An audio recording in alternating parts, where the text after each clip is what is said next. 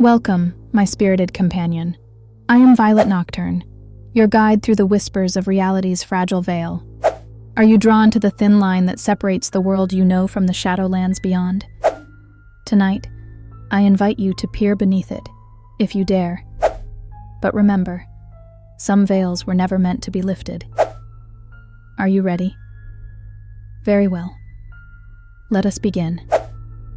Tonight's story unfolds like a wisp of smoke, curling in the mind's eye, a tale embroidered in dread. At first, there's only silence, not the comforting hush of late-night stillness, but the oppressive quiet that devours sound. Imagine yourself in a studio apartment where every creak, every hum of machinery echoes like cannon fire. It's small, efficient, but imprisoning. Meet Cora. You might even like her. Independent, self-assured, a modern woman thriving alone in the city. Her story is not unfamiliar, but its destination. Oh, it veers so far from normal. Cora had just signed the lease, a deal too good to overlook in a brutal housing market. Slightly below market value, sleek design with that minimalist charm, and a balcony overlooking the street. But the peculiar detail? The building was entirely empty except for her. No occupants above, below, or to either side. Just vacant shells. 3 days in, things began to change. Harmless at first. The light in the bathroom flickered, as if winking serviceably. The refrigerator hummed not a steady tone, but a lilting, uneven rhythm, as though muttering some clandestine language. Cora dismissed these as quirks of an old building straining to keep up appearances. But the truth, darling, it waits merely beneath the veil. By day 4, Cora noticed the mirrors.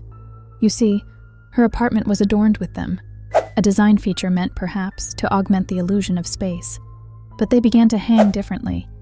She would step back into her living room and find the mirror facing the kitchen when it had faced the bedroom in the morning. Sometimes slight, sometimes bold, but always shifting, taunting. She eventually claimed exhaustion as the culprit of her imagination. After all, who would she tell? My mirrors are redecorating. The very thought was ludicrous. Then, there were the voices. Have you ever heard a voice that wasn't exactly a sound? Felt words tickling the edge of understanding, residing in that twilight place just beyond language? Late into the night, the faint textures began filling the silence. Not words spoken, be assured of that, but words felt. Echoes tinged with longing, irritation, hunger. Cora dismissed this as wind, tired neurons firing at nothing. But something deeper germinated in her mind, a knowing that she refused to utter even to herself.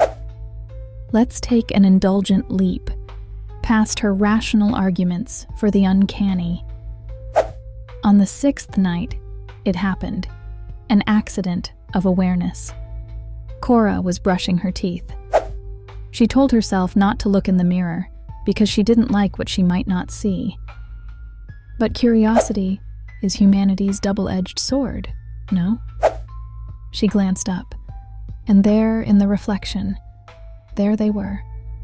Her eyes, but not hers. They sparkled with a sly sentience, a knowing smile within them that diverged completely from the emotionless face above her toothbrush. Frightened, she laughed aloud, a desperate mockery of fear. Imagination, that's silly. But when she lowered her toothbrush, so did her reflection, though with its own rhythm, its own mocking delay, as if entertaining itself with Cora's panic. And just as her lips began to shape a scream, it winked. Not a flinch of her face in reality. Her mirror self winked, a damning signature of its independence. Now here is the tragic beauty of humanity, my darling. When one retreats from what they cannot rationalize, they hide. Cora wrapped herself in blankets on the balcony that night, her back turned to indoor reflections rattling their trapped laughter. And she studied the street, hoping for relief in unblinking concrete and city lights.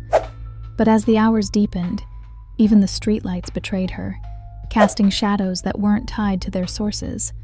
elongated limbs and slithering silhouettes darting behind parked cars.